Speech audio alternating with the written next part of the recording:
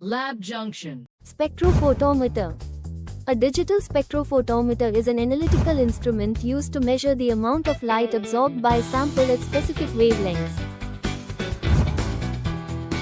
A digital spectrophotometer consists of an optical system that directs light through a sample, a detector to measure the transmitted light, and a digital interface that displays or stores the results.